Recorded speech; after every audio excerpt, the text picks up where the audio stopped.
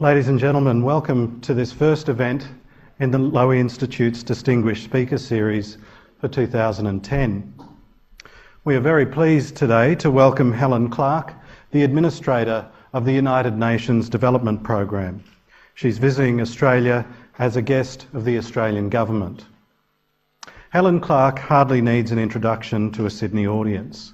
As Prime Minister of New Zealand from 1999 to 2008, she was a frequent visitor to our shores.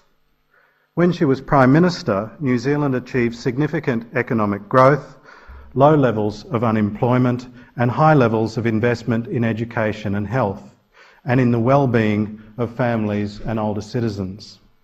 It is unsurprising that Ms Clark was interested in achieving similar success on a global scale.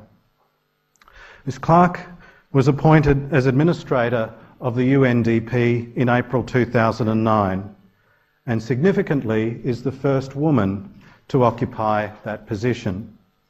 She is also Chair of the United Nations Development Group, a committee of the heads of all UN agencies working on development issues. The UNDP is the United Nations global and largest development organisation, working in more than 160 countries to help achieve the Millennium Development Goals, including the goal of cutting poverty in half by 2015. Australia entered into a partnership with the UNDP in December 2008, committing $68 million in support from 2009 to 2012. In the Asia-Pacific region, Australia works with the UNDP to promote free and fair electoral processes, reform justice systems, strengthen natural disaster management and improve environmental management. When Ms Clark commenced her position as Administrator, she said she wanted to sharpen the UNDP's focus on poverty reduction and achieving the Millennium Development Goals in today's challenging circumstances. She's going to talk to us today about just how the international community can stay focused on achieving the Millennium Development Goals in the face of multiple crises. The global financial crisis, the food and fuel crises which preceded it, and devastating natural disasters such as the terrible earthquake in Haiti and, closer to home, earthquakes in Indonesia and the tsunami in Samoa, have all demanded urgent short-term responses from national governments, donors and international organisations. But developing countries still need assistance in meeting their long-term development goals. These needs are competing with the need to respond to much more visible crises. Ladies and gentlemen, please join me in welcoming Helen Clark to the Lowy Institute.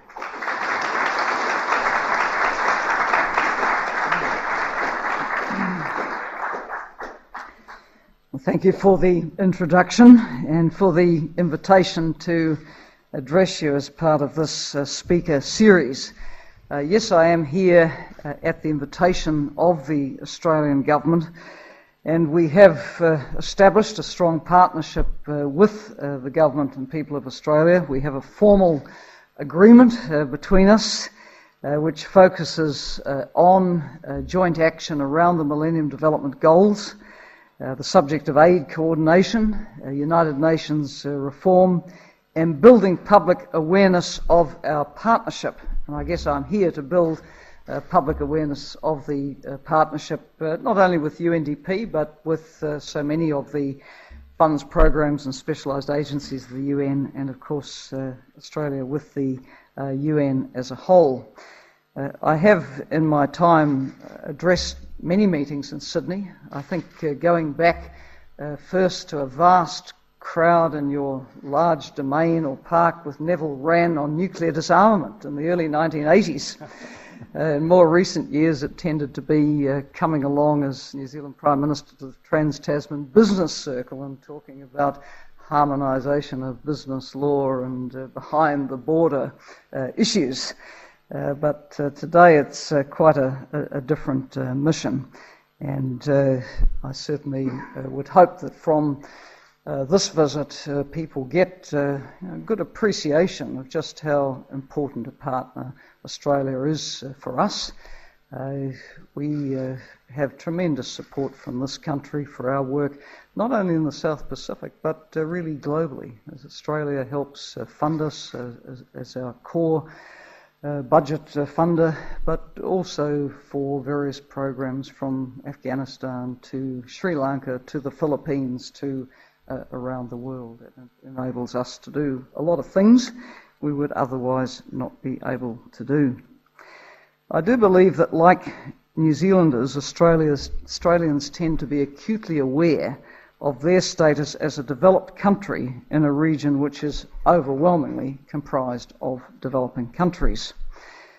My subject today is how to move the development agenda forward in the challenging times in which we live. In the past 2 years alone, our world has experienced major food and fuel crises, a global recession, and climatic and other natural disasters. And on the natural disaster theme, obviously the earthquake in Haiti is very much on our minds at the present time. You see, in a situation post-catastrophe in Haiti, humanitarian agencies come in for what will be a very protracted relief phase. But the thinking also needs to begin now on how to support Haiti to build back better so that it will have greater resilience to withstand shocks in the future. And if the early years of this century are any guide, shocks in many forms will keep coming, whether they are natural disaster or human-induced disasters. I think it's appreciated in this country that the developed world cannot afford to wall itself off from the problems which beset its neighbours. They are global problems, and our prosperity, stability and security is ultimately affected by what happens beyond our own borders. I see it as very much in the mutual interests of developed and developing countries that internationally agreed development goals are achieved. And I thought today I might focus on 4 areas which are relevant to that.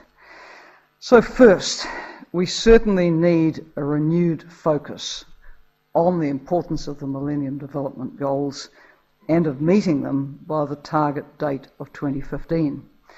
There has in recent months been published the final and 15th volume, as I recall, of the UN Intellectual History Project, which credits the Millennium Development Goals as being one of those seminal ideas and concepts which provided critical world leadership at a critical time.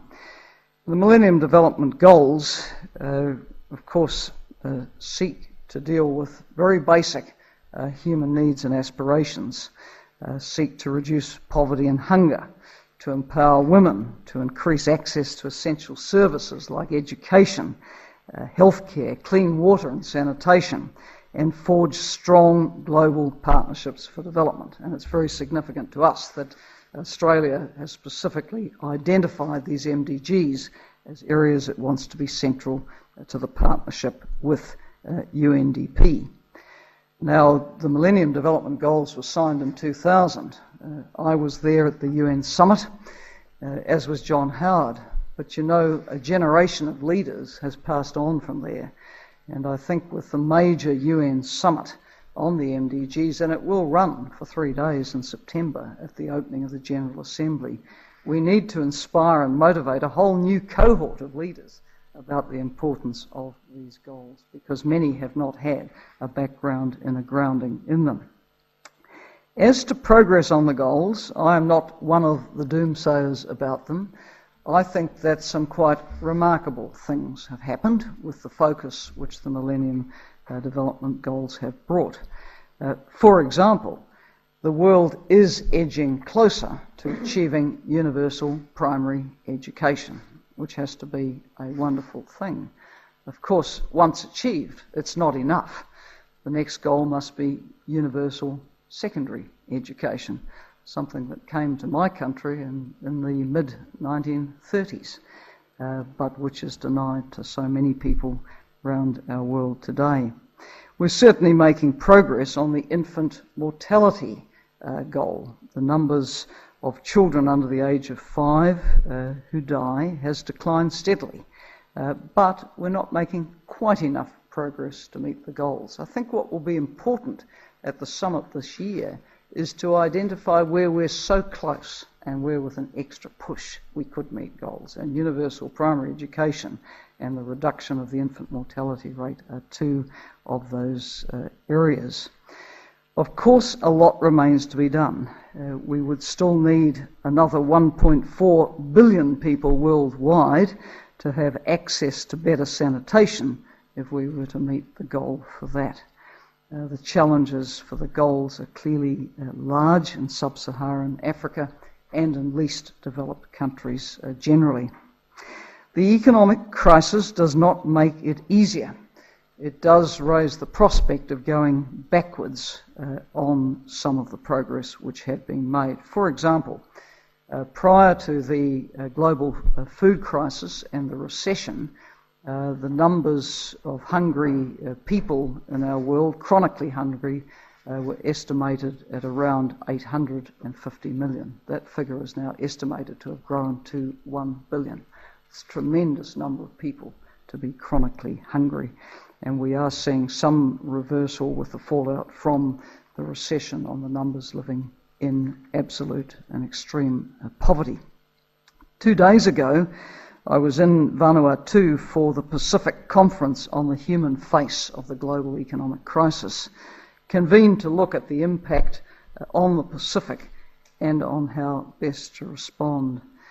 It's interesting to me that at the early stage of the crisis, it really wasn't foreseen how, in essence, a lack of regulation and supervision in a few financial markets of the North could not only ripple around the developed economies, but actually have a reach right out to what happens in Tonga, what happens in Mozambique, and yet that has been the fallout, the extent of the fallout from the crisis.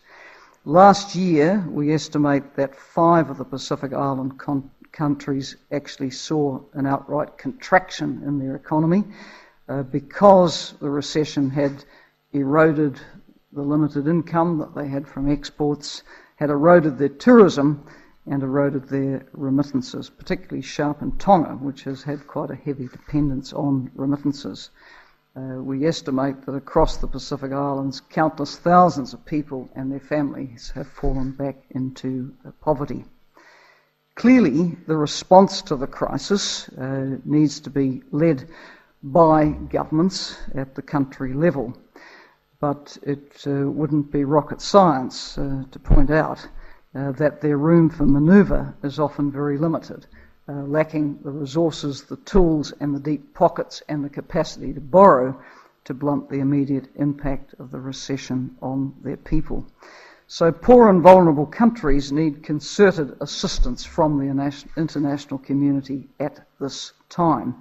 And used well, at the UN, we think such support will allow government to maintain their budgets for basic services, continue momentum towards the MDGs, and build and strengthen the capacities and institutions which make sustainable development possible.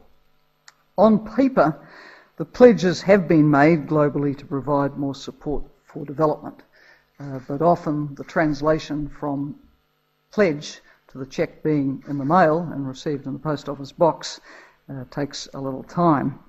I certainly commend Australia for having increased its aid levels gradually in recent years and for staying on course with the plans it has to grow its aid budget, which is due to rise to around 0.5% of gross national income by 2015-16.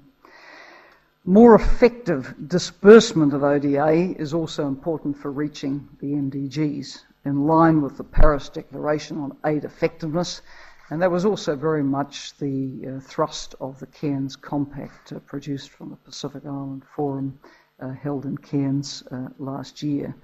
There are simply too many basic needs still to be met for any development effort to be duplicated. There is work for all of us. And the UNDP has over the years initiated aid coordination projects to support governments taking a lead on coordination in the Pacific. We've begun with Nauru and Tuvalu, but are ready to help in many more places. So this September, as I said, there will be the special MDG Summit in New York, a major opportunity to generate that renewed enthusiasm and commitment around the goals, to mobilise support for scaling up what does work, and to identify what gaps there are in MDG achievement at the national level and how best to fill them. With my position at UNDP goes the job of chairing the UN Development Group, which is a grouping of around 27 UN agencies. And my message as chair is a consistent one, that we have to strengthen our efforts and focus in support of the MDGs. Not that we can achieve them on our own, but if we as 27 agencies pool our efforts, we can do a power of good. Where we see initiatives proven to have worked in similar contexts in other countries, we need to be able to point countries in the direction of those examples. Where bottlenecks exist, we need to be able to support countries to overcome the problems. Where the old ways aren't working, we have to support countries to innovate it. We have it within our power to give that support. It seems fairly obvious to me that in a number of areas where the Millennium Development Goals are struggling, they struggle because insufficient priority is given to the needs and status of women in societies. And I do see gender equality as a prerequisite for meeting the MDGs and for sustainable development. The maternal health goal lags the most. The goal on empowerment of women lags. Universal primary education being achieved is held back because of the inability of girls still in a number of countries to access primary education. So having a gender perspective on MDG achievement is going to be incredibly important this year. Of course, a strong focus on combating the spread of HIV/AIDS will also reinforce progress on the other MDGs, and prevention is a vital part of ensuring a reversal of the spread of that disease. My second point is around the importance of bringing the climate change and environmental considerations into the very centre of the way in which we think, strategise and act on development. Climate change has been given rather little consideration traditionally in development thinking, and yet it's plain to me that we cannot sustainably reduce poverty and achieve development goals if we erode, undermine, devastate the ecosystem of the one planet on which we dwell. For a number of Pacific Island nations and communities, of course, climate change is not just an abstract issue, not just something that might happen in 20, 30, 40 years' time, not just an environmental or an economic issue. It is about their very survival as sea levels rise and weather patterns become much more erratic. Of course, the climate agreement negotiation process goes on and on and on. But in the funds, programs and agencies of the UN, we have practical work to do. So with whatever resources we can mobilise, we will be continuing to step up our work with developing countries on adaptation and on mitigation strategies. Australia has been a very generous funder of work on high priority climate change impacts in the Pacific in particular, and building adaptation strategies into the centre of national development planning is very, very important. The World Bank produced an estimate, which I have no reason to disbelieve, which suggests that 40% of the investment in development which comes from concessional lending or from ODA is sensitive to climate risk. What that tells us is if we don't factor climate risk into the way we plan and spend on development at the national level, then we could literally be pouring money down the drain and out to sea, which is never a good principle. So we are very much stressing the importance of adaptation being factored fully into national development plans. One area we're very active on, and where Australia has been particularly supportive, is on the initiative to have the forestry issues written into the international climate agreement being negotiated. Australia has a forest carbon partnership with Indonesia, and Indonesia, the UN RED, reduction of emissions from deforestation and degradation, is working well with that partnership. Kevin Rudd himself came to New York for the summit last year on climate change and was a participant in the event which we hosted on UN RED, and that high-level support is very, very much appreciated. At this point in the negotiations around the climate agreement, of course, one of the key issues is adequate funding for particularly the least developed and low-income countries for climate change adaptation and mitigation in the future. And while we have the Copenhagen Accord giving some certainty about money for the next 3 years, the $30 billion over the 3 years, nonetheless, the figure which Gordon Brown put out in the public arena quite a few months ago of $100 billion a year is the figure which at least has to be scaled up to. There's very, very substantial resources involved here. The truth is that the risks of social and political instability will increase globally in coming decades if climate change causes large population transfers and growing tensions over the allocation of essential natural resources like water. So the more we can do to support countries to adapt and mitigate, the happier we will all be. I want to come to a third message about advancing the development agenda, and that is the support which we need to continue to give to help countries recover from crisis and disaster and to improve governance, because both are preconditions for sustainable development. All too often, countries who are trying to recover from crisis lapse back into conflict when a peace dividend is lacking. A transition from crisis to early recovery, which lays the foundations for sustained development, is absolutely critical. And to give you a very current example with Haiti, in Haiti at the present time, obviously humanitarian relief agencies are fully engaged getting basics to people. Where a development agency like UNDP comes in is early recovery, and number one step has been cash for work. Cash for work for people to get a small daily payment in return for doing essential work. They have the dignity of buying their own food and supplies from the stallholders in the market. It gives people really a chance to start rebuilding and recovering their lives. So we don't sit around while the longer term plans are being developed. We look for an immediate way forward for people to be able to generate an income. And we aim in the course of the coming months to involve up to close to 250,000 people in those schemes, and we have the capacity to do that with funder support. Our agency works in every crisis and post-crisis country around the world. What is characteristic of the UN development system is it's been there before a crisis, it's always there during a crisis, and it's there after a crisis, and the cameras have gone away.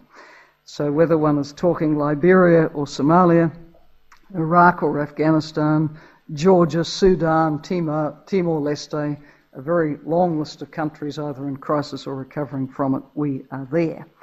And at that early stage of endeavouring to recover from a crisis, we work in many ways. We do work on disarmament, demobilisation, rehabilitation and reintegration of former combatants. We work with other agencies on combating the plague of sexual and gender-based violence, which sadly accompanies many conflicts. We work on trying to build back government and institutions on the rule of law. We champion legal empowerment of the poor. We work to combat corruption. We support national human rights institutions and electoral processes. We work to make decentralised government more effective, to build the capacity of municipalities, districts, regions. We work to support parliaments to play their role of scrutiny to the extent that they're able. All of these things underpin longer-term development progress. I call them the software of development. In around 40 countries, we're active at the moment on mine action, on eliminating the threat of landmines and explosive remnants of war. Australia has been particularly supportive of our work in this area in both Iraq and in Sri Lanka. We have especially large programs in a number of areas in Afghanistan, and I'm well aware that what happens there is closely followed in Australia because you have an ongoing military presence and also a significant development contribution which you make. In Afghanistan, we do work on that strengthening of national, provincial and local government set of issues and public administration. We are involved in the demobilisation, disarmament, reintegration, rehabilitation of combatants, and we do work very much also with communities on sustainable livelihoods and local infrastructure as well. Australia has supported us on the governance part of the work there, and we have also partnered you in work on civil service development and resettling returning refugees.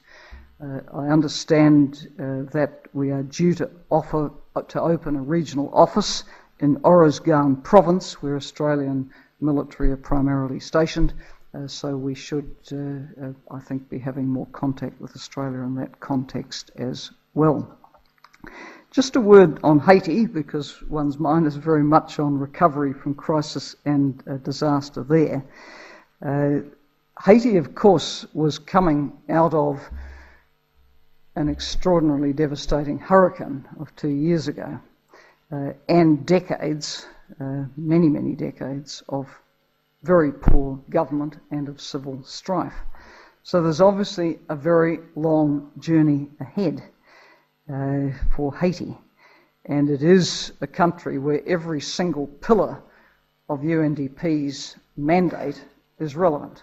Recovery from crisis and disaster, working to improve governance, targeting poverty reduction and MDGs. Haiti is on course to achieve absolutely none of them, and dealing with issues of the environment. Haiti has extreme environmental degradation. So this is obviously a set of problems, now of course compounded by the devastation of the earthquake, which cannot be dealt with one swing of a wheel.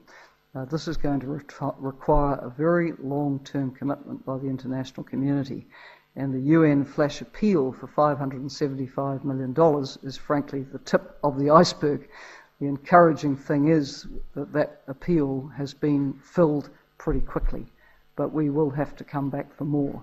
And the donor conference, which is expected to be held within the next 6 weeks or so, will be presented with a post-disaster needs assessment and some of the mega figures that will be needed around that. The key principle that will be applied is to endeavour to build back better. That was the lesson with recovery from the tsunami in Asia, where a determined effort was made to build back better, and that's going to be extremely important for Haiti. In general, I just want to underline that disaster and climate risk reduction has to be given very high priority in national development plans, and I know that's entirely consistent with Australian thinking on development assistance and planning these days.